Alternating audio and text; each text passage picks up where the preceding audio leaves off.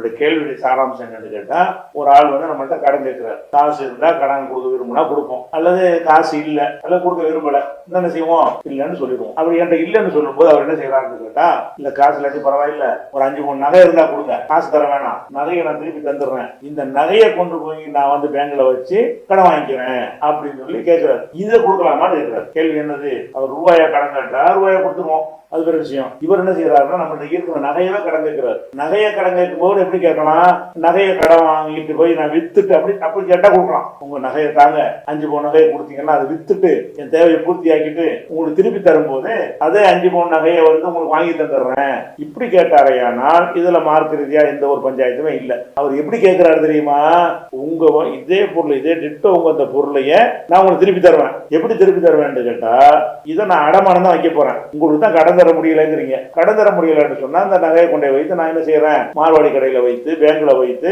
நான் வட்டிக்கு நான் வாங்கி நான் என் தேவையை யூஸ் பண்ணிக்கிறேன். நான் தான் வட்டி வாங்குறேன், உங்களுக்கு பிரச்சனை இல்லை, உங்கள்கிட்ட திருப்பி நான் தந்துட போறேன். இப்படி கேட்டால் கொடுக்கலாமான்னு கேட்கிற, கொடுக்க கூடாது.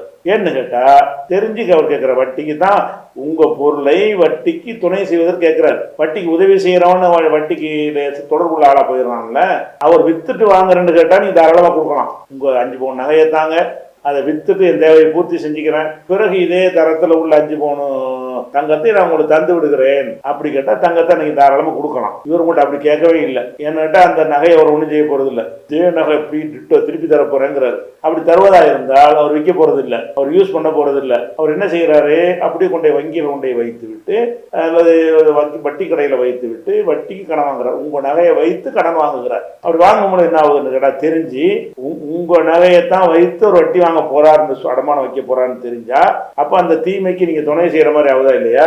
அதுக்கு நான் தர முடியாது. வங்கியில கொண்டு போய் வட்டிக்கு வச்சு துணை செய்வதற்கு நான் தயாரா இல்லை. வட்டியை நானும் வாங்க மாட்டேன், அடுத்தவர் வட்டி வாங்க நான் துணை செய்ய மாட்டேன் அப்படின்னு சொல்லணுமே தவிர அது கொடுக்கவே கூடாது. கொடுத்தீங்கன்னா என்ன வரும், அவர் வட்டி வாங்குவதற்கு நீங்கள் துணை செய்தீர்கள், அதுக்கு என்ன கொஸ்டின் அல்லாட்ட வருமா, கண்டிப்பா எல்லாம் கேட்பான்ல, நான் தடுத்திருக்கிறேன்ல, தடுத்திருக்கிற ஒரு காரியத்துக்கு நீ ஏன் உதவி செஞ்ச அப்படின்னு கேட்பான்.